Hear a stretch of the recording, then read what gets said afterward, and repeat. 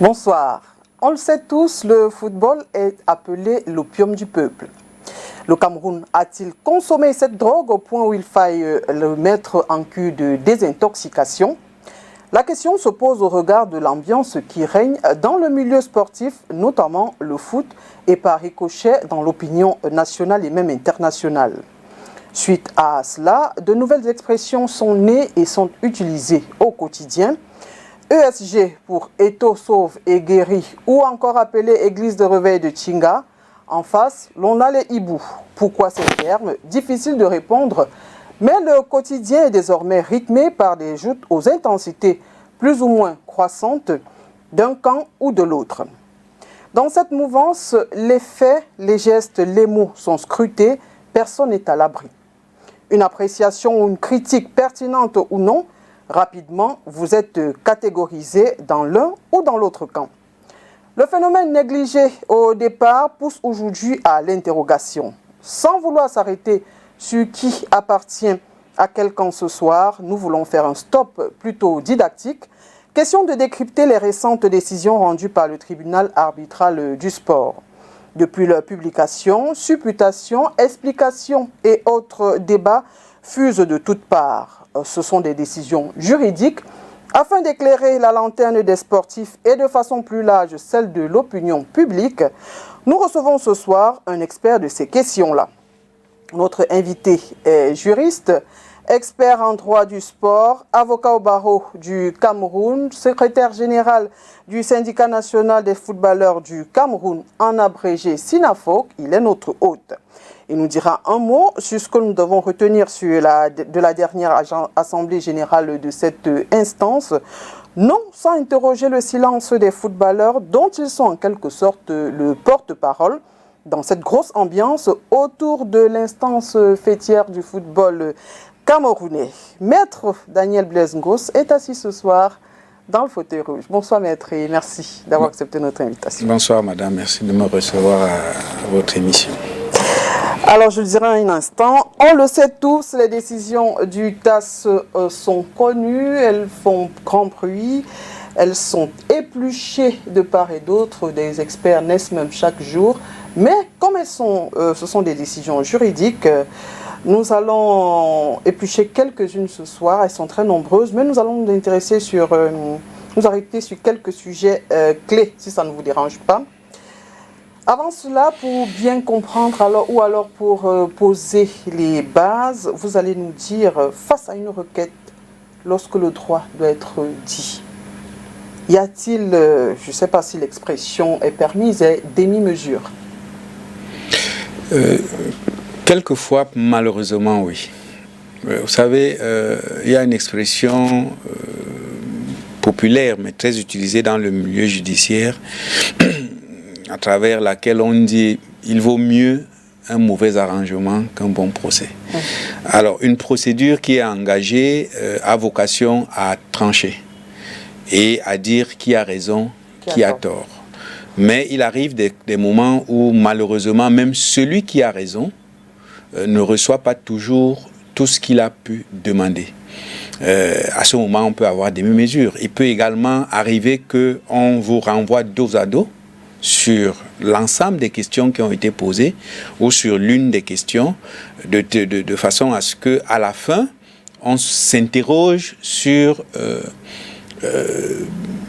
l'objectif ou alors l'atteinte de l'objectif qui était visé dès le départ par la procédure. Donc, effectivement, il arrive très souvent, et ces derniers temps, le TAS, puisqu'on parle de décisions dans le domaine du sport, nous a habitués à des décisions qui avaient toujours un arrière-goût d'inachevé, soit parce qu'on oubliait de trancher ou de se prononcer sur une question posée, soit parce qu'on ajoutait une question qui n'avait pas été posée ou à laquelle on n'aurait pas dû répondre. Et à partir de ce moment-là, ça donne donc lieu à des interprétations qui, quelquefois ou très souvent, font obstacle à la bonne exécution de la décision qui a été rendue.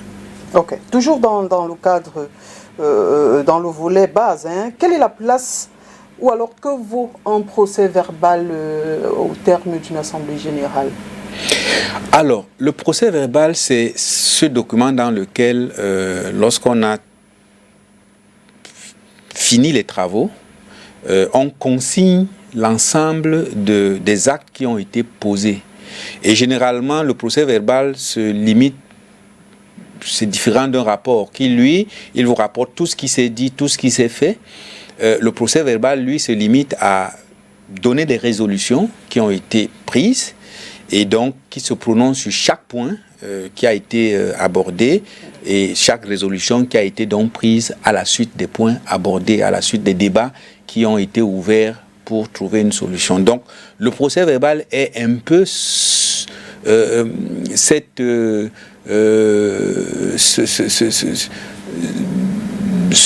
document qui permet à celui qui n'a pas assisté de savoir ce qui s'est passé, mais également qui rend compte de ce qui s'est passé et qui fait foi. Parce que à la fin, lorsque les gens ont fini de dire des choses, c'est ce qui est retenu qui mérite tous les égards.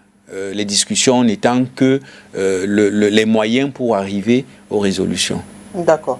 Alors, s'agissant du cas Panthère, toujours dans les décisions du TAS, le fait que la Fédération camerounaise de football n'ait pas présenté des PV de cette Assemblée générale, est-ce suffisant pour invalider la création de cette commission juridique-là? Alors, est-ce que la décision n'a pas été... est-ce qu'il est reproché à la fédération de n'avoir pas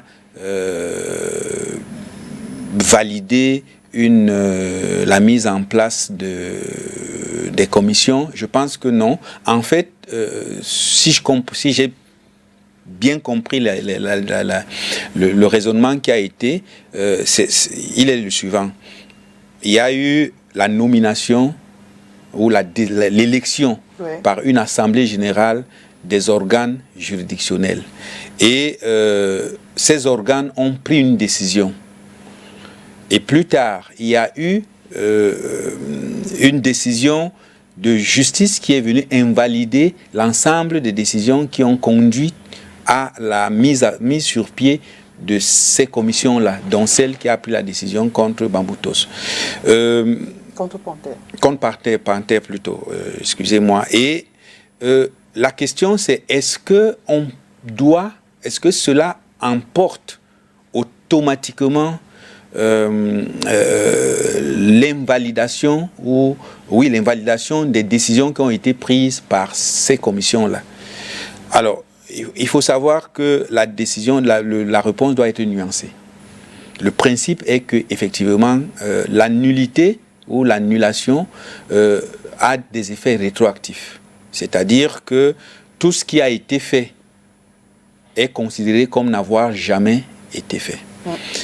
Mais il y a des théories dans le droit administratif et autres qui permettent à ce que lorsque une personne qui avait, au moment où elle prenait une décision qui présentait toutes les qualifications de celui qui doit prendre la décision, l'a prise, et que cela n'a pas été contesté, et que plus tard ça a produit des effets, il est admis que ce type de décision ne soit pas totalement annulé, même si on annule l'acte qui a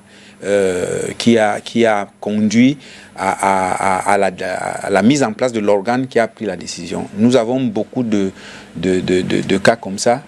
Pour rester à la fédération, on a le cas de l'annulation de plusieurs, vous vous souvenez, il y a eu la mise en place des comités de normalisation, il y a eu des élections qui ont été annulées, mais chaque fois, effectivement, le problème s'est posé.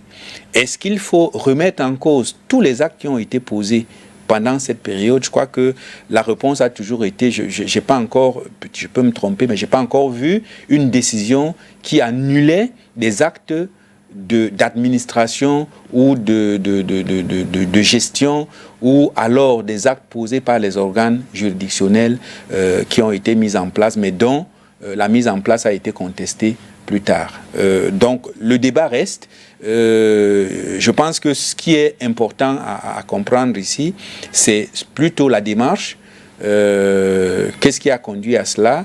Les implications pouvant être interprétées selon. Mais la vérité étant que le principe est que lorsqu'on a annulé la décision de mise en place, tout doit être annulé. Mais vous savez bien qu'en droit, généralement, chaque principe est toujours accompagné par des exceptions qui permettent de ne pas tout casser, de ne pas bloquer l'avancement d'un certain nombre de choses. Mais que retenir donc de cette décision querellée par Panthère du Ndé? Alors, il faut, ça va peut-être pas faire plaisir à certains. Vous savez, quand on saisit la justice, il y a ce qu'on appelle les demandes qu'on adresse à la justice. Et généralement, c'est par rapport à ces demandes que la justice vous répond. C'est pour ça qu'il y a des principes selon lesquels la justice ne peut pas vous donner plus que vous n'avez demandé, elle peut vous donner moins en justifiant ce moins-là, mais elle ne peut pas vous donner plus que ce que vous n'avez demandé. Donc quand vous faites une demande en justice, le dispositif qui est la partie de votre requête dans laquelle vous dites au juge ce que vous voulez, ce que vous attendez de lui dans l'action que vous engagez, il faut être très précis dans ce que vous demandez. Alors, si vous demandez au juge, exemple simple, je dois arriver à STV, STV m'a invité aujourd'hui, STV ne m'a pas donné à boire, il faut condamner STV. Vous voyez que c'est vague. À quoi est-ce qu'on va condamner STV?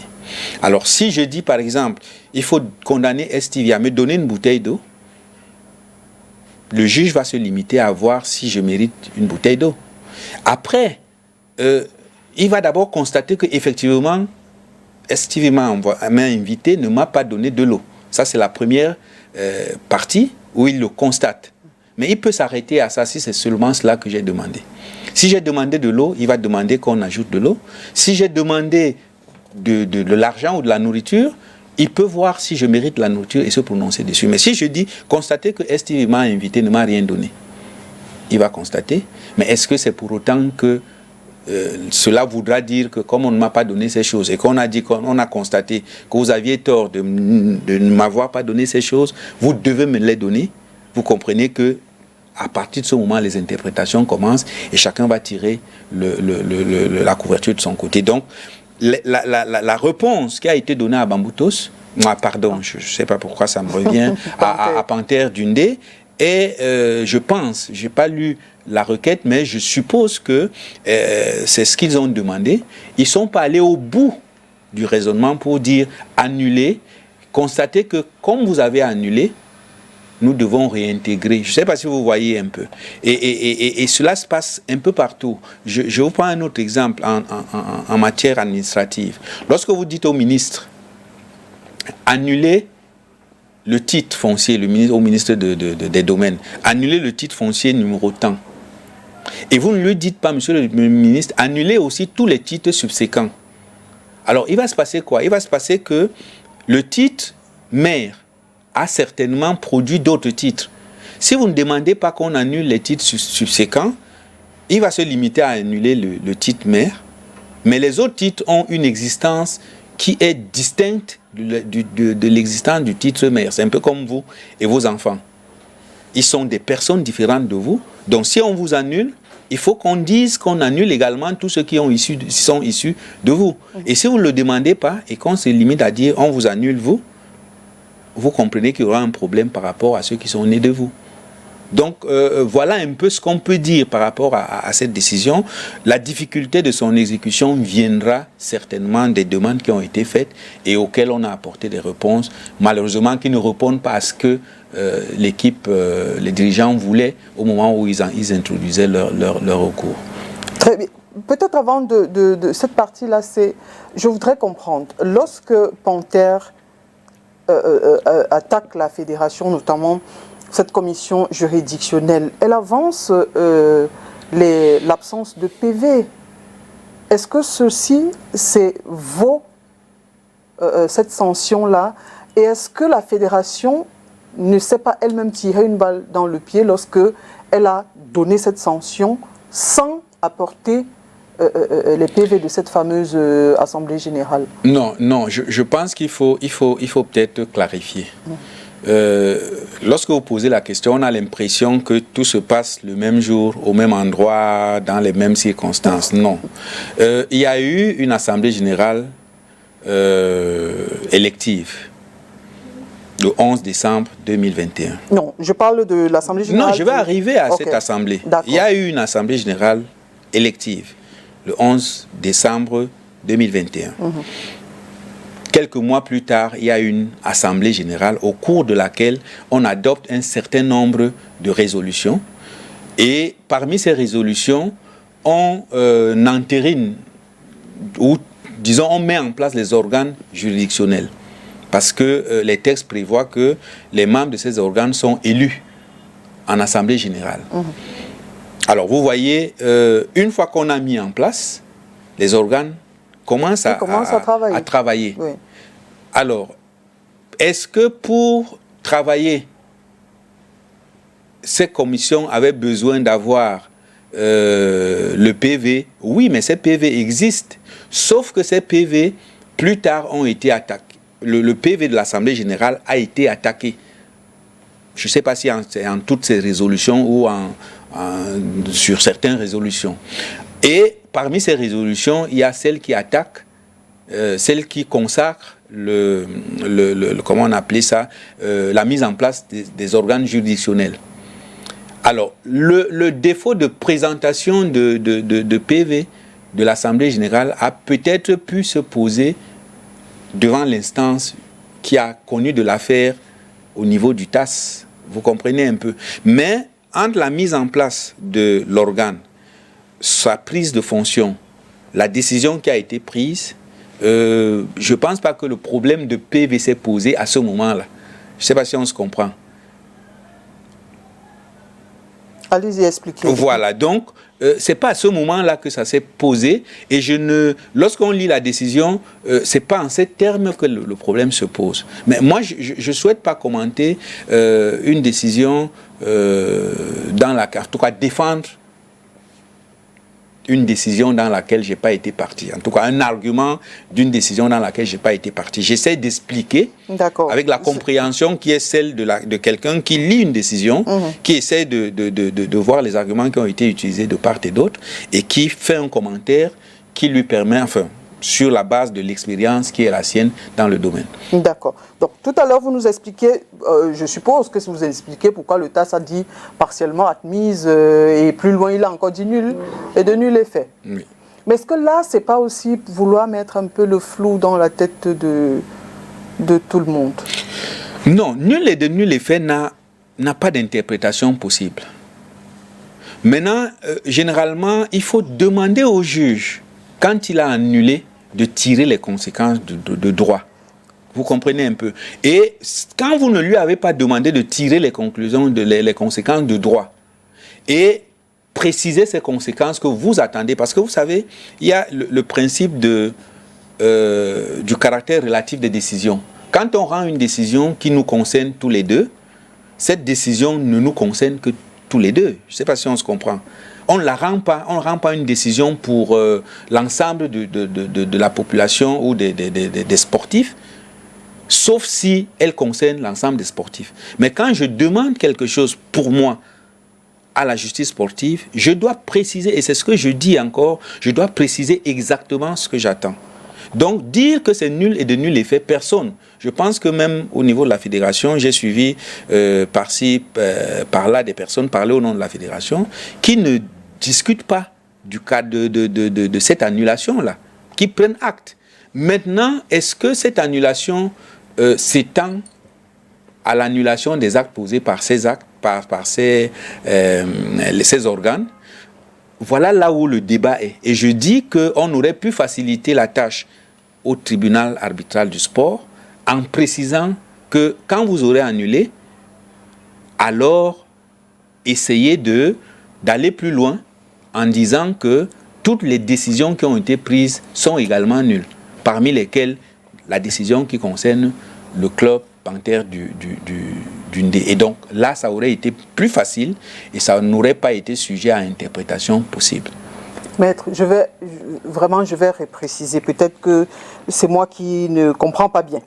Alors, cette fameuse résolution numéro 15, le TAS dit d'abord, elle est partiellement admise. Oui.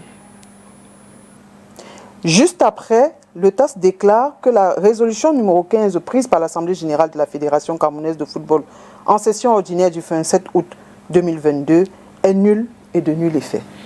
Oui. Qu'est-ce qu'il faut comprendre finalement? Est-ce que ce n'est pas contradictoire? C'est le même sujet. Oui, alors, dans quelle partie de la décision le TAS admet partiellement et dans quelle partie de la décision le TAS déclare nul et de nul effet? Alors, toujours au sujet de cette résolution. Non, vous avez la décision devant vous. Oui. Regarde, ça se lit, hein.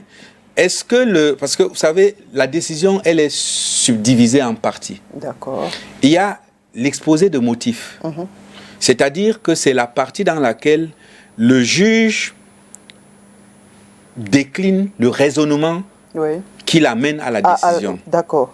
Et c'est au niveau du TAS, ils subdivisent ça en points. Point 1, point 2, point 3, ainsi de suite.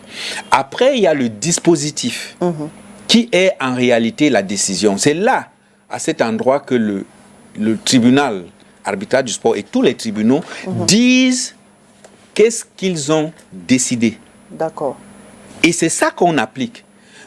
Moi, cette façon d'interpréter les décisions du TAS qu'on a au Cameroun, qui consiste à s'accrocher sur un point de raisonnement du juge, de l'arbitre, dans l'exposé de motifs, pour ne pas exécuter ce qu'il a ordonné au niveau du dispositif, ou alors pour contester ou diluer ce qu'il a ordonné.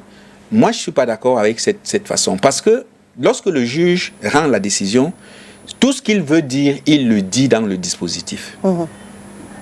Quelque part, le TAS déclare que Panthère n'a pas apporté suffisamment d'arguments pouvant rendre nulles les décisions prises par la commission juridique.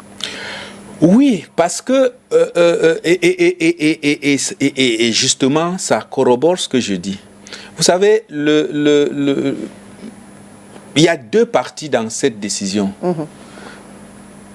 Mais quand on saisit le tribunal, on a plusieurs arguments. On les utilise en disant celui qui va marcher, pour moi, c'est suffisant. Mais malheureusement, ça peut ne pas être suffisant. C'est-à-dire, lorsque vous suivez le raisonnement du TAS, ils ont examiné le processus qui a conduit à la sanction du club.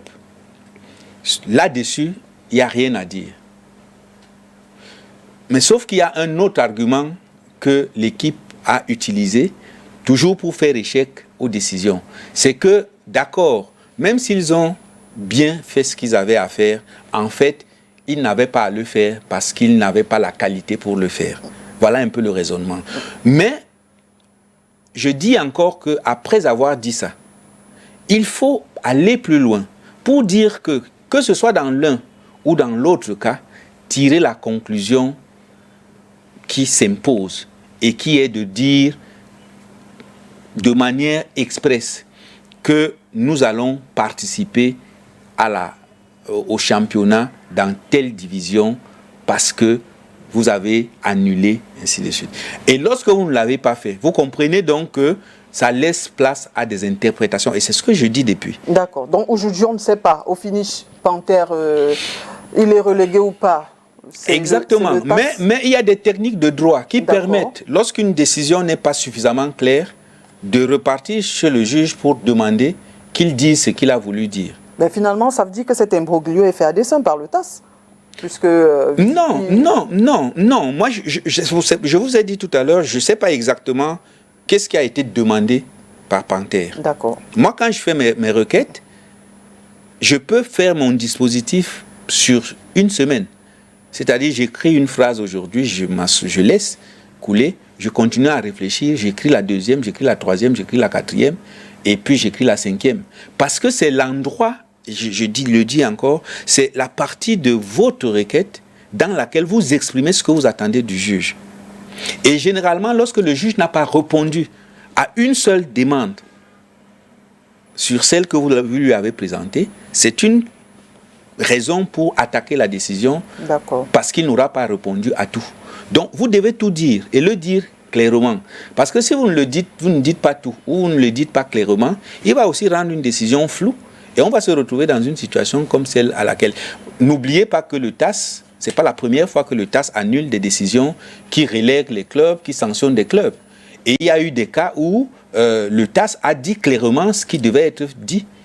Je pense qu'il y a le cas de New Star, qui avait été relégué et qui, du fait de la décision du TAS, qui était claire, a joué l'année d'après, la saison d'après, en division première, alors qu'une décision l'avait relégué quelque temps plus tôt.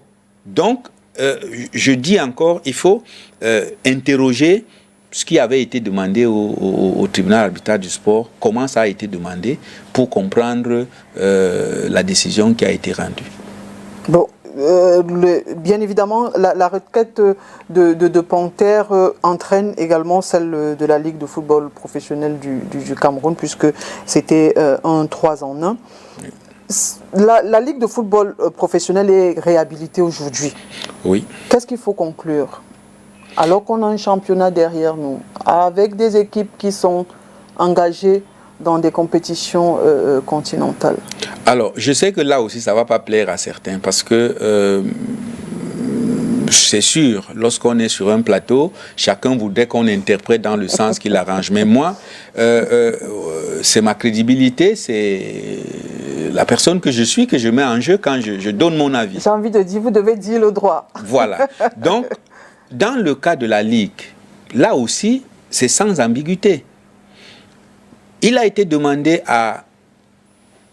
au tribunal arbitral du sport de constater que la fédération n'avait pas le droit de dissoudre la Ligue et de réhabiliter la Ligue. Ce qui a été fait en annulant la résolution qui dissolvait la Ligue. Donc, juridiquement, nous sommes revenus dans la situation d'avant cette décision, où la Ligue existait. Mais si on arrête le raisonnement là, vous êtes d'accord avec moi que on va effectivement être dans le flou, comme on semble l'être en ce moment. Il faut dire que en 2020, il y a eu une première décision du tribunal arbitral du sport qui annulait une première dissolution de la Ligue.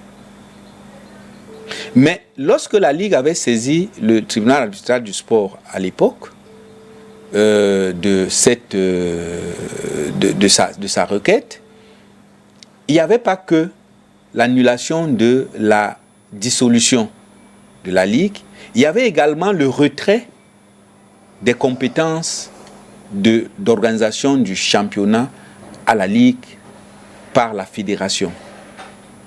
Et il y a la décision qui avait été rendue à l'époque disait ceci: oui, vous n'êtes pas dissous, mais oui aussi, la fédération qui vous a donné, qui vous a cédé ses compétences en matière d'organisation des championnats professionnels a le droit de vous les retirer.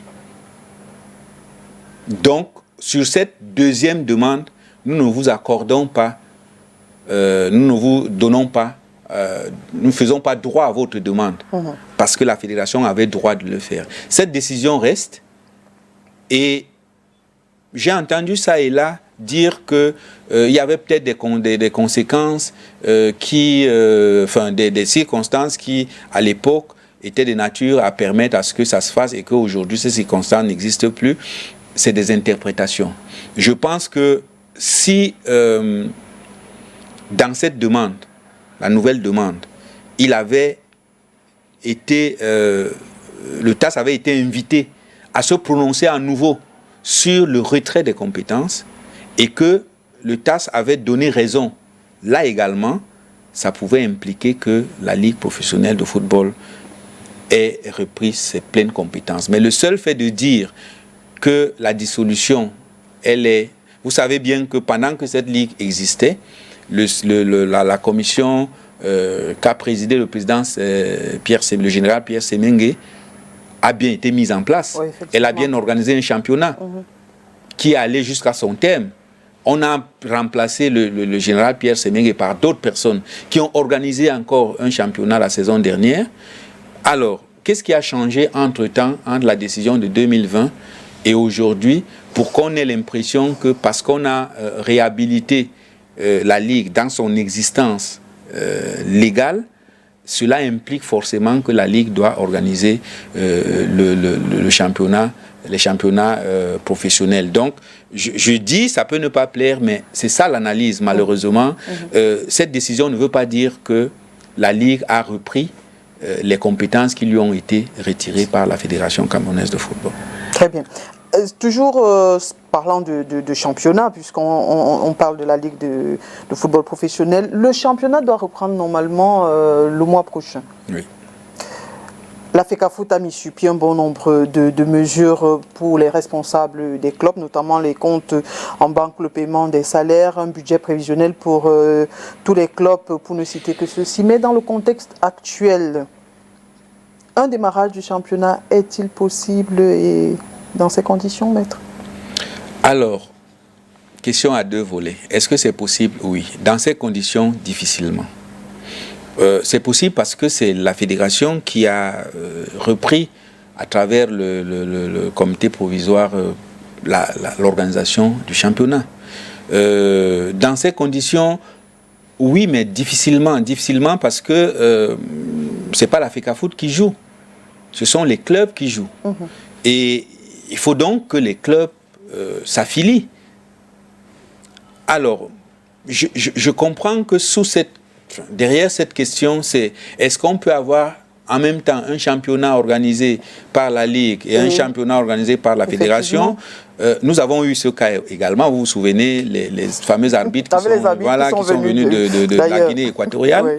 Mais après, nous sommes d'accord que ça n'a... Ces matchs avaient été invalidés. Voilà, ça n'a pas sanctionné, ça n'a pas... donc, oui, ça peut... de toutes les façons, les clubs auront un choix à faire. Participer au championnat qui est organisé par la fédération ou ne pas participer en courant le risque de se mettre à l'écart. Sauf si quelque chose d'autre change après le moment où je vous parle.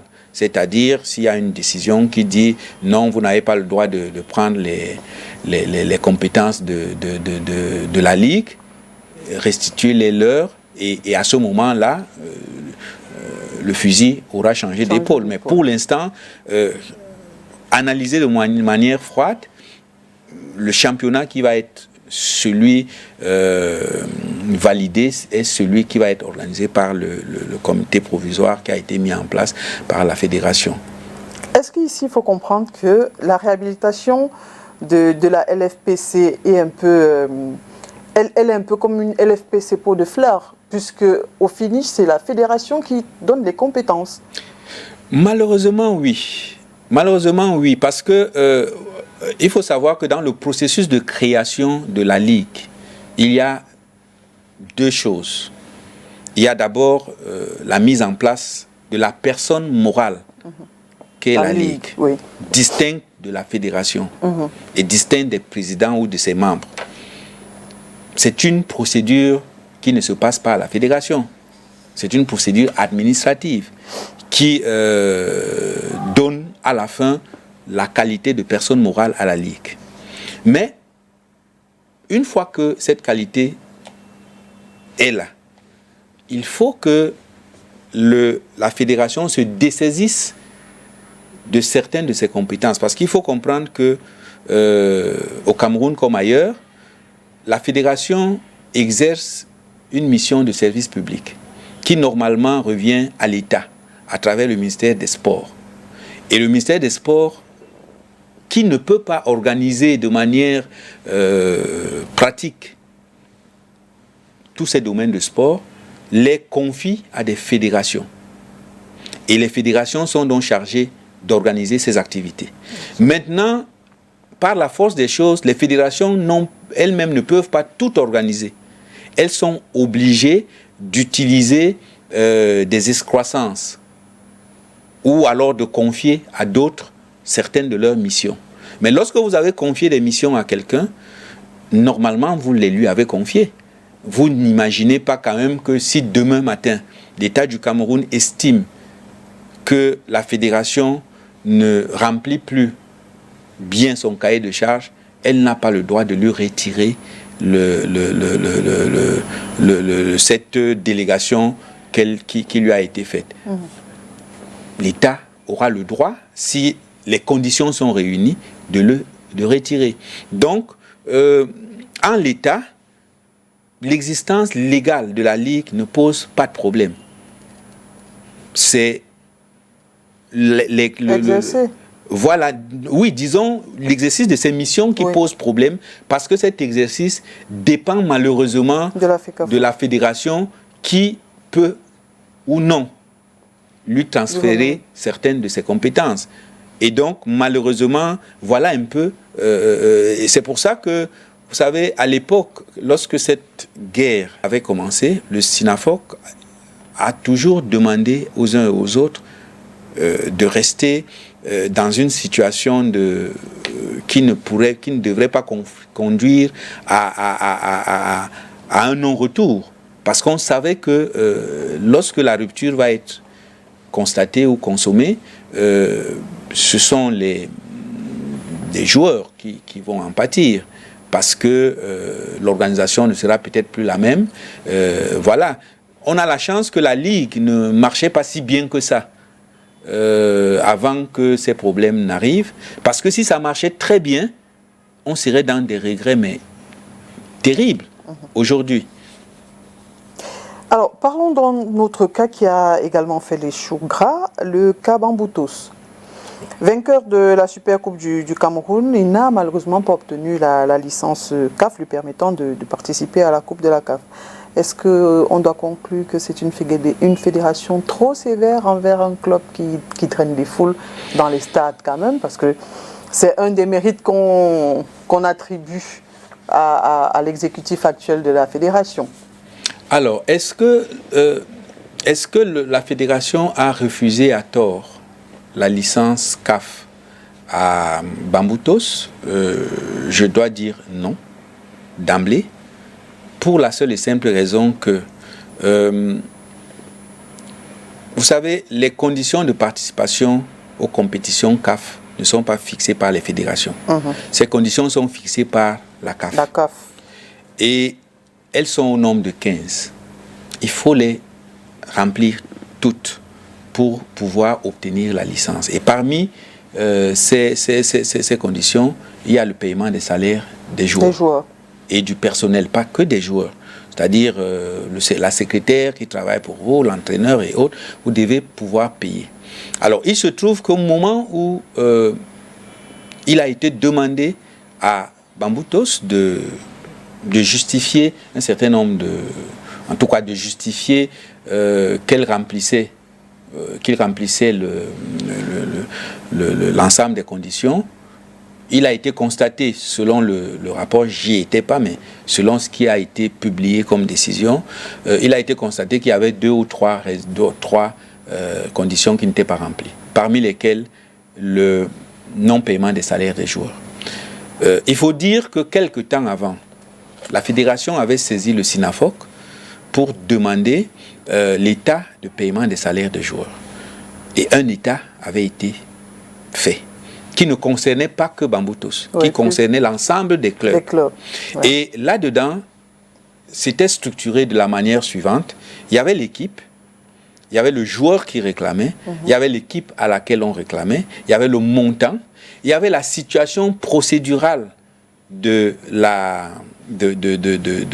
ce cas-là. C'est-à-dire, est-ce qu'il y avait déjà une décision? Est-ce que cette décision était définitive? Est-ce qu'on avait déjà saisi la chambre et on était en pourparlers, enfin, on était dans le cadre de la procédure devant la chambre de résolution de litige. Donc, tout cela est indiqué sur ce tableau. Et dans le cas de Bamboutos, il y avait plusieurs catégories. Il y avait deux cas de décision définitive non exécutée. Il y avait, je crois, 2 ou 3 cas de décision rendue, mais non encore notifiée, donc qui n'étaient pas encore définitives. Et il y avait 8 cas de joueurs qui s'étaient adressés au SINAFOC et nous étions dans la procédure. Il n'y avait pas encore de décision. Et ça, c'était précisé dans le tableau sur le tableau que nous avons produit. Alors, lorsque la décision est sortie, nous avons été saisis par Bamboutos, qui nous disait avoir payé. Et nous leur avons dit, si vous dites que vous avez payé, justifiez, c'est produisez les justificatifs. Et ils nous ont envoyé des justificatifs qui étaient, dont la plupart étaient des décharges, des primes. Et nous leur avons fait remarquer que de la compréhension du juriste, en tout cas moi, le secrétaire général, les primes ne sont pas exactement le salaire, mais qu'ils produisent ces éléments acquis de droit qui sera apprécié. Sauf que, entre-temps, ils nous ont saisis à nouveau pour dire, de toutes les façons, nous voulons payer. Et nous leur avons dit, ok, si vous voulez payer, et que vous voulez payer tout le monde, nous pouvons vous recevoir avec les concernés, vous vous entendez, vous payez, et pour nous, parce que l'objectif, et il faut le dire, l'objectif n'était pas pour nous d'empêcher un club à participer à une compétition, mais l'objectif était que les joueurs soient payés. Et c'est pour ça que le 3 juillet, nous nous sommes retrouvés au siège du SINAFOC. Nous avons fait un protocole d'accord. Après des discussions en tête-à-tête et en B2B avec chacun des joueurs, d'abord en ensemble et puis au cas par cas, nous avons trouvé des solutions qui, je crois le 6, auxquelles Bamboutos a apporté des réponses. Et Bamboutos nous a apporté également au cours de la discussion, je crois, 2 décisions qui avaient déjà été exécutées, mais dont nous n'avions pas le retour. Nous avons pris acte de ce que les dates qui sont sur les décisions sont antérieures à notre requête et nous avons actualisé le tableau qui avait été envoyé à la fédération. Donc voilà le cas de Bamboutos. Maintenant, est-ce que la fédération aurait pu faire autrement? Possible. C'est-à-dire, je ne sais pas trop comment la fédération se serait prise, mais peut-être qu'elle aurait pu faire autrement pour que Bamboutos ne soit pas pénalisé. Mais en même temps, vous savez, la CAF, si vous avez vu la décision de la CAF à la fin, en réalité, la CAF donne la compétence exclusive aux fédérations pour attribuer ou non la licence, parce que ce sont les fédérations qui après sont tenues des risques. C'est-à-dire, si une fédération donne de fausses informations, c'est elle qui après est tenue de répondre vis-à-vis de la CAF de ce manquement. Donc, la CAF laisse aux fédérations vraiment toute la latitude et vient seulement a posteriori voir si les conditions ont été respectées ou pas. Mais je pense qu'il ne faut pas s'arrêter à ce que beaucoup ont appelé un drame, à ce drame. Il faut plutôt tirer les leçons. Alors, les leçons qu'on peut tirer de ce type de choses, c'est que d'abord, il faut qu'en amont, on soit assez strict pour qu'on n'arrive pas à ce type de situation en aval. Et comment on est strict? Je pense que pour cette saison encore, la fédération a donné les conditions qui doivent être remplies par les clubs pour pouvoir participer au championnat. Et la plupart de ces conditions sont contenues dans les conditions qui sont, qui sont exigées par la CAF. Et il faut savoir que dès lors qu'on participe au championnat, on est potentiellement, on peut être qualifié aux compétitions CAF. Donc il faut balayer sa cour très tôt pour que, à la fin de la journée, si nous sommes qualifiés, qu'on n'ait plus à se dire comment on va faire pour pouvoir enlever les saletés qui sont restées toute la journée. Donc, il faut tirer les leçons de ça et faire tout pour que ça n'arrive plus, que ce soit du côté des clubs, que ce soit du côté de la fédération ou même du côté du SINAFOC. Mais le SINAFOC s'empresse de dire que nous, à chaque fois qu'il y a un problème entre le joueur et le club, la procédure, elle est simple. Nous saisissons le club pour dire notre joueur, notre membre se plaint de ce que vous lui devez tel montant. Qu'est-ce qu'il en est? Parfois, le joueur ne nous dit pas la vérité. On apporte la preuve qu'on ne lui doit rien. Ça s'arrête là.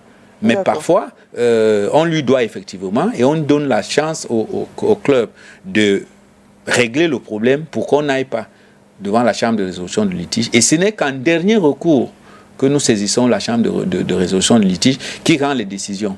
Et avant, on avait du mal à avoir les décisions rédigées. De plus en plus, on les a. Et entre-temps, la réglementation de la CAF sur l'exécution de ces décisions a changé. Et il faut dire que le SINAFOC a participé pour beaucoup, contribué pour beaucoup pour ces changements. Désormais, quand on rend une décision, vous ne l'exécutez pas. Si la fédération ne vous sanctionne pas et ne vous oblige pas à exécuter, c'est elle qui va payer l'amende et tout le reste. Donc, aujourd'hui, on est dans une situation où les choses s'améliorent au fur et à mesure, mais il faut qu'on s'arrime, nous tous, pour éviter des malentendus. Maître, est-ce qu'ici, on ne va pas quand même parler de la mauvaise foi des présidents de club? Lorsqu'on connaît ce que vaut une plainte au TAS, est-ce que ne pas payer son joueur et aller se plaindre au TAS, est-ce que c'est pas rapidement prendre un raccourci d'accuser la fédération lorsqu'on sait que l'objectif final, c'est professionnaliser le championnat et le maillon, j'ai envie de dire, essentiel de ce championnat-là, c'est le joueur. Donc si lui n'est pas bien encadré, notre championnat n'a pas de poids et ainsi de suite. Effectivement, on peut suivre votre raisonnement et dire que c'est peut-être la mauvaise foi. Mais il faut savoir que les clubs ne sont pas tous bien structurés. D'accord. Vous pouvez déposer, par exemple, la mise en demeure au siège indiqué de payer. Et cette mise en demeure n'arrive pas à celui qui paye ou n'arrive pas à temps. Je ne sais pas si on se comprend. C'est-à-dire que parfois, il peut arriver que les présidents ne soient pas au courant de ce qui se passe, peut-être parce que l'information n'a pas circulé normalement, ou alors qu'ils soient au courant, qu'ils aient fait ce qu'ils avaient à faire, mais qu'ils n'aient pas pensé à informer la même chaîne. Et qu'on arrive effectivement, par exemple, si nous revenons dans le cas de Bamboutos, Bamboutos vous dit, moi j'ai payé depuis le mois de mai. Nous, quand nous faisons notre rapport, nous sommes vers la fin du mois de juillet. Lorsqu'on fait la réunion, vers la fin du mois de juin, lorsqu'on fait la réunion début juillet, il nous apporte des documents qui datent effectivement de fin mai. Du début mai, bref, du mois de mai. Vous comprenez qu'on a payé, mais comme l'information n'a pas circulé, nous en tenons à ce que nous savons et après on peut égaliser. Donc, effectivement, il peut y avoir de la mauvaise foi là-dedans, mais il peut également y avoir des manquements dans la gestion, dans la structuration des clubs. Et je pense que tout devrait d'ailleurs partir de là, cette structuration-là. Très bien. Je voudrais faire également un stop, toujours, puisqu'on parle de Bamboutos et surtout des clubs, comprendre quelque chose sur le plan du droit. La tenue d'une conférence de presse, par exemple, est-elle soumise à une déclaration de manifestation? Alors, déclaration de manifestation publique, il faut toujours le savoir. On ne viendra jamais dans votre maison vous empêcher de vous réunir. Mais si vous voulez vous réunir de manière à inviter le public à y prendre part, effectivement, c'est une manifestation publique. À ce moment-là, il faut avoir un récépissé de déclaration de manifestation. Maintenant, si vous le faites dans vos bureaux, ça ne concerne pas le public, vous n'êtes pas soumis à cette obligation. Est-ce qu'on doit dire que la récente conférence de presse organisée par les présidents de clubs à la suite de ces décisions du TAS, est-ce qu'il y avait vraiment risque, puisque très souvent on dit risque de trouble à l'ordre public, est-ce qu'on y voyait vraiment risque ou alors il ne faut pas faire de supputation et il faut juste... alors non, la première chose qu'il faut savoir, ou la question qu'il faut se poser, c'est est-ce que une demande formelle a été déposée et à la suite de laquelle on a interdit, ou alors aucune demande n'a été déposée. Selon les forces de l'ordre, aucune demande, il n'y a pas eu de... et on est venu interdire.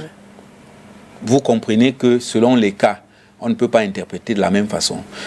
Si une demande a été déposée et qu'une interdiction apparaît, on peut se poser la question sur les risques de troubles à l'ordre public. Mais si aucune demande n'a été déposée, il est évident qu'on n'a même pas respecté la procédure. Nous sommes sous le régime de la déclaration. Quand vous avez une manifestation publique, vous déclarez. Oui. Le SYNAFOC avait son assemblée générale il y a quelques jours. Nous avons demandé en bonne et due forme, nous avons déclaré la manifestation, et dans les documents qu'on vous demande, il y a un engagement que vous prenez pour assurer l'ordre public. Il y a des gens, des personnes physiques qui s'engagent à ce que s'il y a un problème, ils vont répondre. C'est des mesures qui permettent quand même d'éviter qu'on soit dans une situation de jungle où on ne sait pas qui est responsable de quoi. Et tout peut arriver, vous savez, quand 3, 4, 5 personnes se réunissent, et surtout dans une situation de sport et de tension comme maintenant, tout peut arriver. Donc, je pense qu'il faut prendre des précautions, même pour ceux qui organisent eux-mêmes, pour se protéger contre... parce que quelqu'un peut venir à dessein de l'extérieur, qui n'a rien à voir avec ceux qui ont organisé, et créer un trouble, et faire porter le chapeau à ceux qui ont organisé et qui n'auront pas, par exemple, obtenu un récépissé de déclaration. Est-ce qu'on ne peut pas voir aussi ici que le politique entre un peu dans le sport? Alors, est-ce que le politique entre dans le sport? C'est possible. Mais est-ce que le politique entre dans le sport sans qu'il n'y ait été invité? Je ne sais pas si on se comprend. Les organisateurs étaient fautifs, sinon pas de fait de déclaration. Je pense vraiment, ça aussi, ça ne va pas plaire, mais s'ils n'ont pas fait de déclaration de manifestation, ils étaient fautifs. Ils auraient dû prendre les dispositions pour déclarer la manifestation. Et vous savez d'ailleurs, si vous déclarez et qu'on ne vous a pas répondu, et qu'on n'a pas interdit, ça veut dire que vous pouvez le faire, même si vous n'avez pas le récépissé. Je ne sais pas si on se comprend. Oui, je comprends. Mais au moins, vous avez déclaré, parce que nous sommes sous le régime déclaratif. Maintenant, s'ils ne l'ont pas fait, je dis que c'est un tort. Et que peut-être ils auraient, la prochaine fois qu'ils s'entourent de toutes les précautions et surtout des conseils des personnes avisées pour éviter ce type de piège. Et surtout pour éviter d'accuser les pouvoirs, le pouvoir politique pour tout et pour n'importe quoi. Très bien. Tout à l'heure, on a très bien compris que vous êtes du SYNAFOC. Et avant, on est en train de parler de la LFPC. Vous avez très vite introduit votre position du SYNAFOC. Sauf que depuis longtemps, depuis que cette crise se passe, si on peut le dire ainsi, on n'a pas beaucoup entendu le SYNAFOC s'exprimer. Pourtant, j'ai envie de dire que vous êtes un peu le porte-parole des footballeurs. Et donc, si le SYNAFOC ne s'exprime pas, ça veut dire que les footballeurs ne s'expriment pas sur l'avenir de leur fédération. Sinon, quelle est votre position? Quelle est la position du SYNAFOC face à cette crise qui secoue la FECAFOOT? Alors, madame, j'ai envie de vous demander si le mot, vous savez, le silence aussi, c'est un mot d'expression. Ne rien dire, c'est aussi dire quelque chose. Le SYNAFOC n'a pas pour vocation ou pour habitude d'aller sur les réseaux sociaux, donner ses impressions sur quelque position que ce soit. Lorsqu'il y a une situation, nous saisissons qui de droit. Il y a eu beaucoup de situations qui concernaient les footballeurs. Nous avons saisi la fédération. Nous avons fait plusieurs réunions avec le président de la fédération, dont la dernière concernait le cas des joueuses de Canon-Filles, qui a été saisi, je pense qu'il a été saisi en début d'après-midi ce jour, et il a donné rendez-vous le lendemain à la fédération. Nous avons fait une séance de travail au cours de laquelle nous lui avons dit à peu près ce que nous pensions de cela. Donc, ne pas s'exprimer sur la place publique ne veut pas dire ne pas s'exprimer. Ne pas donner son opinion sur la place publique ne veut pas dire qu'on n'en a pas. Mais je pense qu'avant de faire des reproches, et je suis ces derniers temps beaucoup de personnes tirées sur le président du SYNAFOC, ça m'amuse.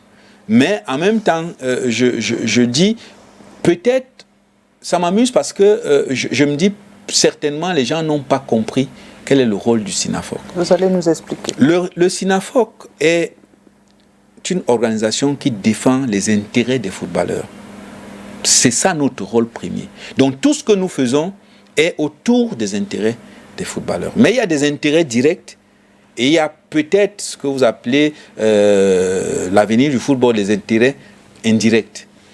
Mais quels que soient les cas, nous restons dans le couloir qui est le nôtre. Alors, le gros problème aujourd'hui, et ça, je le dis avec beaucoup de gravité, c'est que tout le monde veut faire tout et à la place de chacun.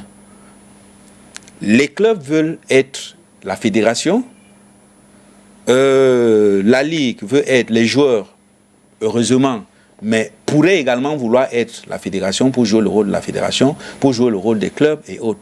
Nous ne le faisons pas. Vous vous souvenez, il y a quelques mois, il nous a été reproché d'être allé à Bafoussam, alors que des joueurs de New Star étaient en détresse, oui, que nous ayons transporté ces joueurs de Bafoussam à Yaoundé. Et les gens nous avaient dit, vous vous êtes substitués au club. Oui. Ça pouvait apparaître ainsi. Mais en réalité, nous l'avons fait parce que lorsque vous avez...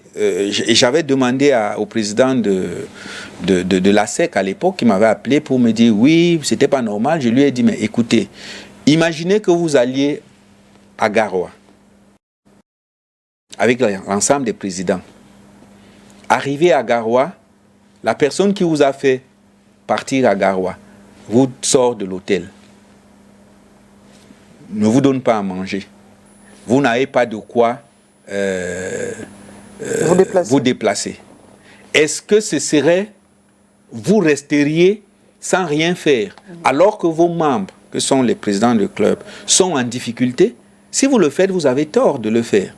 Parce que c'est de votre devoir de parer au plus pressé, c'est-à-dire de leur donner à manger, de les couvrir s'ils ont froid et de les transporter d'un point A à un point B en attendant que les choses ne s'éclaircissent. Et vous avez vu, le jour d'après, on a organisé une réunion au cours de laquelle nous avons aplani ces divergences. Donc, ce que je voudrais dire, c'est qu'il ne faut pas que les gens attendent que le SYNAFOC joue le rôle qui n'est pas le sien.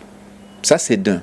La deuxième chose, c'est que on dit dans mon village que ce n'est pas celui qui crie le plus fort qui a raison. Qui a raison. On a une tendance, et je pense que vous avez parlé tout à l'heure de l'ingérence des politiques. Ce sont des influences du politique qui viennent dans le football. L'émotion de soutien, ça ne rend pas service à ceux qu'on dit soutenir.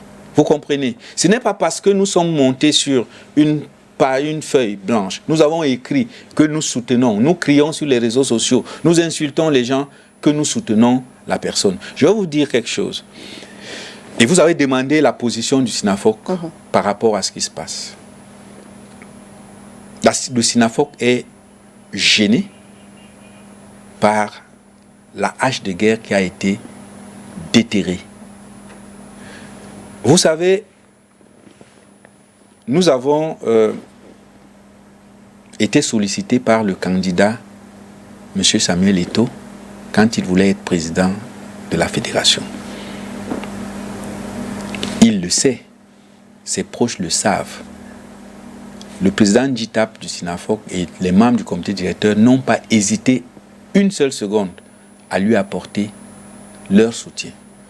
Nous l'avons soutenu pour être président de la FECAFOOT. Pour des personnes sensées, il n'est pas possible pour le SINAFOC de ne pas soutenir son action. Parce que pour au moins deux raisons. La première raison, c'est que c'est un footballeur. Si nous disons que nous défendons les intérêts des footballeurs, nous ne pouvons pas nous mettre. Un footballeur n'est pas plus important qu'un autre. Je ne sais pas si vous comprenez. Nous devons nous mettre derrière lui pour lui apporter notre soutien pour qu'il atteigne ses objectifs. La deuxième raison, c'est que nous, l'ayant soutenu pour arriver à la présidence de la FECAFOOT, nous sommes comptables de sa gestion. Parce qu'à la fin, c'est vrai, on va le dire, il a bien fait, ou s'il a bien fait, ce sera sa gloire à lui seul. Mais s'il a mal fait, ce sera l'échec de tout le monde. Vous savez bien que l'échec appartient à tout le monde. C'est la victoire qui appartient à certains.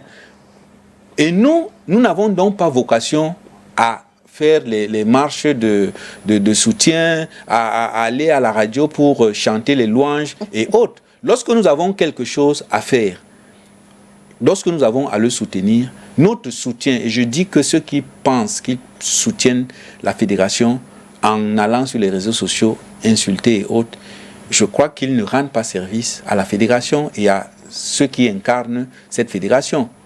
Soutenir le président de la fédération, soutenir le comité exécutif de la fédération, soutenir la fédération, c'est apporter des propositions. Et je veux vous dire, au mois de, je crois, janvier de l'année dernière ou de février, nous avons saisi la fédération pour dire à la fédération, il y a un problème de contrôle, de qualité de ce qui est fait.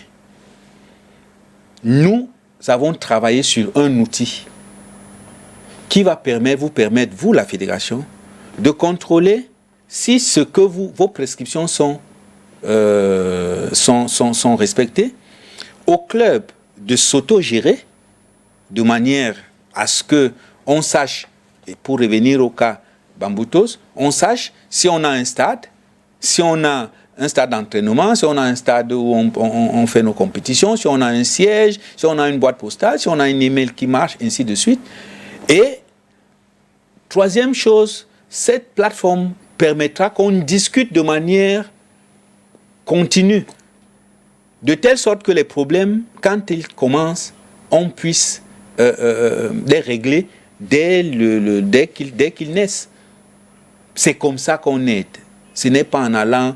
et nous lui avons dit, cet outil est là, vous pouvez l'utiliser. Je pense que à ce jour, les discussions ont peut-être été arrêtées, mais nous pensons que ces discussions vont recommencer. Donc, que les gens n'attendent pas que le SINAFOC va faire des motions de soutien. Le SINAFOC, ce n'est pas sa vocation.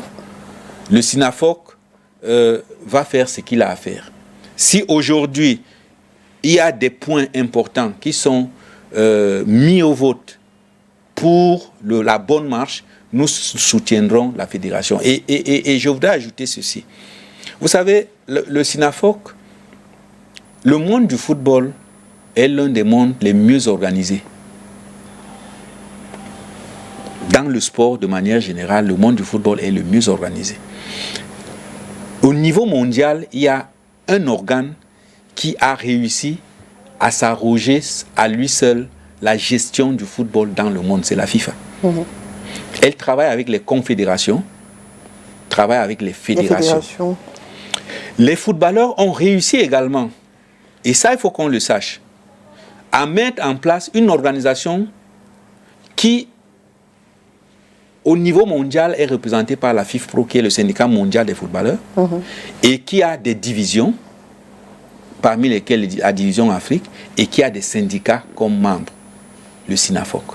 Et depuis 2006, la FIFA et la FIFPro ont mis en place une plateforme de collaboration à travers laquelle d'abord les deux institutions se reconnaissent comme étant l'un et l'autre le seul interlocuteur, chacun dans son domaine, c'est-à-dire pour les footballeurs au niveau mondial, l'interlocuteur en ce qui concerne le football, c'est la FIFA, et pour la FIFA, l'interlocuteur en ce qui concerne la défense des intérêts des footballeurs, c'est la FIFPro. Et cela se déteint donc jusqu'au niveau des fédérations. Donc, qu'on le veuille ou non, nous sommes obligés de soutenir la fédération. Mais soutenir la fédération, je le dis encore, chacun dans un orchestre, tout le monde ne joue pas de la guitare solo. Il y a les solistes, il y a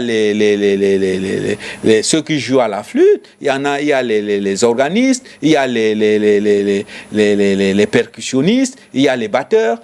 Donc, que chacun fasse ce qu'il a à faire sans penser que c'est seulement en faisant comme lui qu'on ait le soutien ou qu'on participe à l'exécution de la musique qu'on prétend jouer. Donc, le SINAFOC est gêné face à la situation, la crise qui secoue la fédération camerounaise. Et celle-ci appelle donc à la refondation, c'est ça? Qui, le SINAFOC? Oui. Non, on n'a jamais. Non. Et ça aussi, ça m'amuse. Quand on demande, j'ai lu quelqu'un ce matin, j'ai souri en l'écoutant. Le message du président du SINAFOC. Expliquez-nous-le bien. Est que vous ne pouvez pas construire en vous faisant des problèmes. Et si vous avez remarqué, il y a un SINAFOC avant DITAP et il y a un SINAFOC après DITAP. Vous pouvez vous-même faire la comparaison. Vous avez déjà entendu un membre du SINAFOC aller sur un plateau de télé insulter les gens depuis ces derniers temps? Non, ça n'arrive pas. Qu'est-ce qu'il faut donc comprendre? Le président du SINAFOC appelle-t-il à mettre en place un comité de normalisation? Mais qu'est-ce qu'il a à faire avec un comité de normalisation? S'il appelle à la refondation du... Mais non. D'abord, il n'a jamais parlé de refondation du football. D'accord, expliquez-nous. En quoi est-ce que, à quel moment, je mettrai bien volontiers son speech, il n'a jamais parlé de refondation du foot. Il demande aux uns aux autres de se reprendre. D'accord. Vous comprenez? Il demande aux uns aux autres de se reprendre. Parce que malheureusement, lorsque vous faites la guerre, vous noyez les objectifs poursuivis, vous vous soupçonnez entre vous, vous faites des coups bas. Voilà ce que le président dit. Et quand vous faites des coups bas, à la fin, qu'est-ce qui en pâtit? C'est ce pourquoi vous vous battez. En fait, vous vous battez pour vos intérêts personnels et non pas pour ceux. Aujourd'hui, vous n'avez qu'à regarder. Quand on faisait notre Assemblée générale, nous avons invité le ministère des Sports, qui est la tutelle du sport au Cameroun. Nous avons invité le Comité national olympique. Nous avons invité la Fédération camerounaise de football. Nous avons invité l'association des clubs d'élite du Cameroun. Alors, si je m'arrête à ça, vous voyez un problème de refondation. Représentant des clubs, vous invitez l'association qui est là, qui est reconnue. Vous appelez la normalisation. La fédération qui organise, vous l'invitez en son rang. Vous demandez la refondation. Et vous pensez vraiment que, et c'est ce que je demande souvent aux gens, que le président du SINAFOC n'a vraiment rien à faire parce qu'il espère ou il attend le comité de normalisation. Non, mais soyons sérieux. Le président du SINAFOC est le vice-président mondial de la FIFPro. Vous savez ce que c'est que la FIFPro? Peut-être pas. Il est le président de la division Afrique. Il a fort à faire là-bas pour rester chez lui. Et je vous dis, si jamais un jour cela lui était proposé, il n'accepterait pas. Il n'accepterait pas parce que ce serait abandonner. D'ailleurs, ce n'est pas compatible. Il ne pourra pas être président du comité de normalisation ou président de la FECAFOOT et président du SINAFOC. Très bien. On a compris. Entre vous, les rapports sont cordiaux et vous êtes juste gêné par l'atmosphère qui règne aujourd'hui. Alors, à ma connaissance, vous savez, de la fédération. La dernière réunion que j'ai faite, à laquelle j'ai pris part, qui réunissait le président Samuel Eto'o de la FECAFOOT avec ses collaborateurs et le président Njitap avec ses collaborateurs, date, je crois, d'avril ou de mai. C'était à la suite du problème de Canon-Fi. Je n'ai pas vu une animosité. Au contraire, nous avons discuté de manière sereine. Vous n'étiez pas très d'accord à une époque au sujet des salaires. Est-ce que ça va? Non, écoutez, nous n'avons jamais eu de problème avec la fédération dans sa version actuelle en ce qui concerne les salaires. Des joueurs, hein, je ne parle pas des... Je veux dire, vous avez fait un rapport donnant les clubs qui respectent, qui payent les joueurs et tout. Mais ce n'est pas la fédération. C'est-à-dire que ce n'est pas le problème si la fédération donne le cap. La fédération dit, je souhaite que désormais on paye à tel montant. La première année, c'était 100 000. On est monté à 200 000. Et je peux vous dire que c'était à l'issue d'une concertation entre les clubs, la FECAFOOT et le SINAFOC. Et on s'est projeté, d'ailleurs, ce montant doit arriver à atteindre 400 000. Vous pensez vraiment que nous allons nous tirer nous-mêmes dans le pied en attaquant une institution qui prône, dont les responsables prônent en ce moment le bien-être des footballeurs? Non. Mais je dis encore que les gens ne s'attendent pas à ce que... et d'ailleurs, je vais vous dire quelque chose. Vous n'allez pas chanter les louanges de la FECAFOOT? Non, je vais vous dire quelque chose. D'ailleurs, nous en avons discuté. Nous en discutons tous les jours.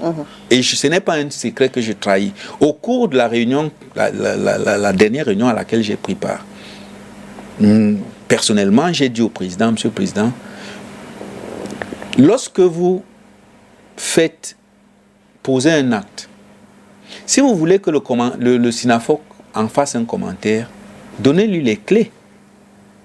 C'est-à-dire, on ne veut pas être associé à la prise de décision, ce n'est pas notre rôle. Mais quand vous avez pris la décision, donnez-nous les éléments de langage. Parce que, malheureusement, si vous posez un acte, nous ne connaissons pas comment est-ce que vous êtes arrivé là et quels sont les objectifs, comment est-ce que nous allons communiquer. D'ailleurs, à cette occasion, le président nous avait demandé à ses collaborateurs de créer un groupe WhatsApp entre la communication de la fédération et la communication du SINAFOC pour qu'on puisse échanger. Malheureusement, ce groupe WhatsApp, pour l'instant, nous l'attendons encore. Nous n'avons aucune animosité, ni avec la fédération, ni avec les clubs, ni avec quelques acteurs que ce soit, mais nous refusons d'entrer dans des combats que nous estimons être inutiles. D'accord. Donc, c'est également le beau fixe entre le SINAFOC et les présidents de clubs? Pour la plupart, je vous assure, ça a été difficile de leur faire comprendre quelle est la mission du SINAFOC. Mais au fur et à mesure, beaucoup comprennent quelle est notre mission. Beaucoup comprennent que nous ne sommes pas les uns en face des autres, mais nous sommes là pour tous contribuer. Nous avons eu des cas où les clubs se sont plaints des joueurs, où nous avons fait des descentes, où nous avons parlé aux joueurs.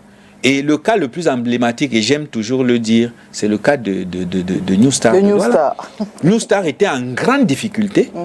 Le SINAFOC est allé à parler aux joueurs. New Star, je crois, a joué la finale de la Coupe du Cameroun. Je ne sais pas s'ils ont gagné cette année-là, mais ils sont allés très très loin et très haut cette année-là. Et il y a beaucoup d'autres cas. Donc nous avons de l'expertise au SINAFOC qui n'attend qu'à être utilisée. Mais nous n'allons pas imposer aux uns et aux autres notre expertise. Parole du secrétaire général du SINAFOC. On a très bien compris, maître. Alors dites-nous, récemment encore, le syndicat a fait une assemblée générale. Il s'agissait de quoi exactement? Alors, c'est une assemblée générale ordinaire. Vous savez, à la fin de chaque année, nous nous réunissons pour faire le bilan de l'année précédente et envisager les perspectives de l'année. Normalement, cette assemblée générale aurait dû se tenir en décembre. de l'année dernière. Malheureusement, pour des contingences qui ne nous étaient pas imputables, nous n'avons pas pu la tenir. On a voulu la tenir en avril, ça n'a pas été possible, parce que, vous savez, le SINAFOC travaille avec la FIFPRO et travaille sur les recommandations de la FIFPRO. Quand la FIFPRO nous donne des subventions, j'ai entendu quelqu'un dire hier sur une chaîne de télévision qu'on donnait 1 million d'euros au SINAFOC tous les ans, qu'on ne justifiait pas, ça m'amuse un peu. Quand la FIFPRO donne ses subventions aux associations membres, elle vous indique comment vous devez les utiliser. Et il y a un outil qui est mis en place par la FIFPRO qui s'appelle le MDAS, qui permet de vérifier si les actions pour lesquelles vous êtes financé et dont vous avez la mission ont été accomplies, d'abord bien accomplies tel que cela est exigé, et on vous donne donc un quitus. Sauf que quand vous déposez en février, généralement ça vient en juin, juillet. Et les états financiers que nous devons présenter à l'Assemblée générale ne peuvent donc pas être prêts parce que ces états sont audités en interne par un auditeur international désigné par la FIFPRO et par la FIFPRO, donc à 3 niveaux. Nous ne pouvons donc pas présenter par exemple des états financiers si ces états financiers n'ont pas été validés. C'est tout cela qui a fait en sorte que l'Assemblée générale se tienne. Donc c'est une Assemblée générale ordinaire au cours de laquelle on parle de ces choses. Et cette année, nous avons voulu mettre l'accent sur 2 choses. La première, c'est la reconversion, pour dire aux joueurs, vous êtes certes footballeur actif maintenant, mais sachez que, voilà, après le football, pensez à ce que vous allez faire. Et le SINAFOC est aujourd'hui en train de se déployer pour essayer d'apporter ce qu'il peut pour que les joueurs commencent à préparer un certain nombre leur après-carrière selon leurs aptitudes. Et ça peut être dans le domaine du foot comme ça peut être ailleurs. D'ailleurs, nous avons l'une de nos membres qui est doctorante en droit, qui est footballeuse, mais qui est doctorante en droit, et donc qui aujourd'hui, bien que jouant au foot, pense à ce qu'elle va faire après le foot. Et ce test-là, et puis faire un peu le point sur l'actualité ambiante dans le domaine du foot. Et c'est par rapport à ça que le président a dit « Ressaisissez-vous ». Il n'a pas parlé de refondation du foot. Ce n'est pas son rôle. Ce n'est pas son rôle. Quelqu'un lui a même reproché de ne pas, malgré le million d'euros qu'il reçoit, de ne pas être capable de convoquer les clubs pour leur parler. Ce n'est pas le rôle du SINAFOC de convoquer les clubs. Sauf si on veut que le SINAFOC devienne la fédération. Mais nous ne deviendrons jamais la fédération. Nous connaissons quelle est notre place et nous restons dans les limites. D'ailleurs, je vais vous dire, chaque fois qu'il y a eu des incompréhensions, parce qu'il y en a eu, la fédération nous a adressé une correspondance et nous avons expliqué. Et il n'y a pas eu de suite. On a connu comme ça 2, 3, 4 correspondances où la fédération demandait des explications pour qu'on lui dise pourquoi telle chose s'est passée de telle manière ou telle autre manière. Et quand on a apporté des explications, il n'y a pas eu... Vous savez, il y a une catégorie de personnes qui vivent qui ont pour fond de commerce, qui vivent de l'économie de la guerre. C'est-à-dire que c'est grâce à la guerre qu'ils vivent. Et donc, tant qu'il n'y a pas de guerre, ils ne vivent pas. Et ils sont nombreux. Malheureusement, je dis, ce sont ceux qui font la guerre qui les encouragent.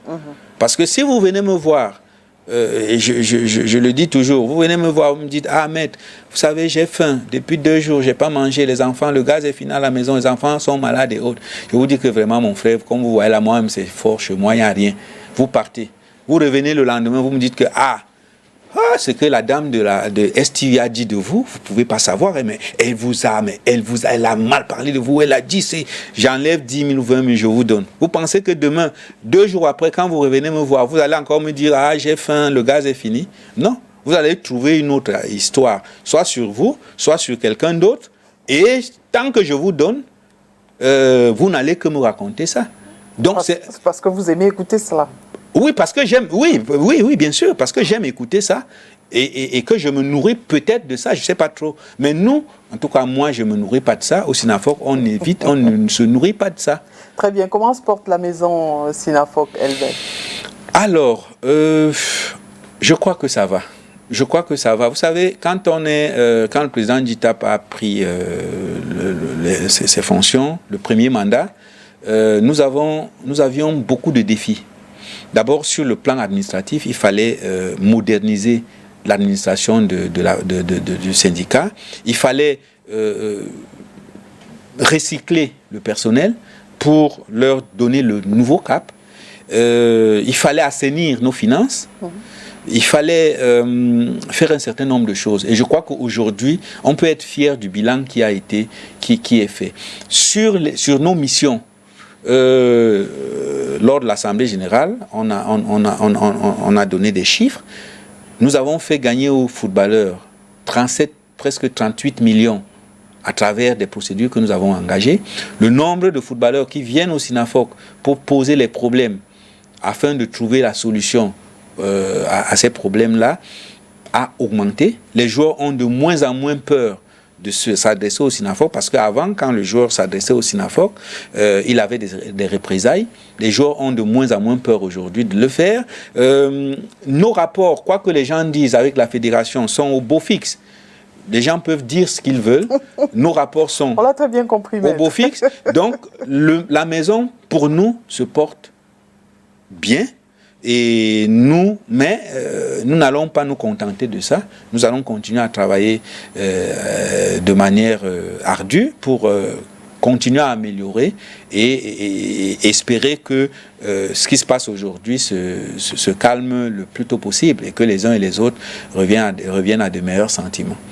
Mais que comprendre lorsque vous nous dites que la maison se porte bien et que il y a quelques mois, en juin dernier, vous avez radié un de vos membres du bureau et notamment le premier vice-président. Est-ce que lorsque vous nous dites que ça va bien, ça veut dire que c'était un non-événement ou alors c'est normal, ça se passe comme ça chez vous, quand tout va bien? Dans les clubs, régulièrement les entraîneurs sont limogés. À la fédération, régulièrement les employés, on se sépare des employés. Oui. Des membres du comité exécutif, certains partent. Pas forcément parce qu'il y a des problèmes, d'autres sont radiés parce qu'on estime qu'ils se sont comportés d'une certaine manière. Pour revenir au cas du premier vice-président, il faut savoir qu'au Sinafoc, il y a deux niveaux d'exercice de nos missions. Le comité directeur est l'organe politique. Ce n'est pas un organe qui intervient au quotidien dans les activités du Sinafoc. Donc quand vous me demandez si ça se passe bien, je pense d'abord aux activités du Sinafoc parce que nous passons, nos états d'âme ne comptent pas. C'est ce que nous avons à faire qui compte. Est-ce que nous le faisons bien, est-ce que nous ne le faisons pas bien? Pour revenir au cas du vice-président, l'ancien vice-président Lucien Métomont, il faut dire que, contrairement à ce qu'il a dit lui-même, parce que je l'ai écouté dans une chaîne de télévision où il disait qu'il lui est reproché sa proximité avec le président Eto'o. C'est pour ça qu'il a été exclu, qu'il n'a jamais été au courant de ce qu'il y avait une procédure contre lui et qu'il a appris ça sur les réseaux sociaux. C'est faux. C'est faux. Je peux vous montrer la liste de présence de ce jour. Le comité directeur a eu lieu. Nous, qu'est-ce que nous lui avons reproché? D'ailleurs, ça va vous surprendre. Nous n'avons jamais exclu le président Métomont du Sinafoc parce qu'il a créé une association. Non. Le président Métomont a été exclu principalement parce que, au cours du processus électoral qui a conduit à l'élection du président Eto'o, vous vous souvenez que nous avons radié un de nos membres, un de nos délégués, en l'occurrence Jules Denis Onana. Vous vous souvenez? Nous l'avons radié, pourquoi? Parce que le Sinafoc avait sa position, celle de soutenir sans réserve le président Eto'o, le candidat Eto'o, et il n'a pas voulu aller dans le sens du Sinafoc. Nous l'avons mis à l'écart. Il était candidat. Oui, mais il n'était pas candidat. D'abord, pour être candidat, il ne nous a pas dit, mais c'est son droit. Et il n'était pas le candidat du SINAFOC. Et il était porteur du mandat du SINAFOC. Donc, il nous disait, non, moi je vais utiliser votre mandat pour voter, comme vous avez dit, mais je reste candidat. Vous-même, vous pouvez croire à ça. Nous l'avons exclu. L'autre vice-président, Jin Twing, Daïrou, nous l'avons exclu également. Nous l'avons exclu pourquoi? Parce qu'il s'est mis avec les membres de la fameuse Assemblée générale de 2009 pour combattre le candidat devenu président de la fédération.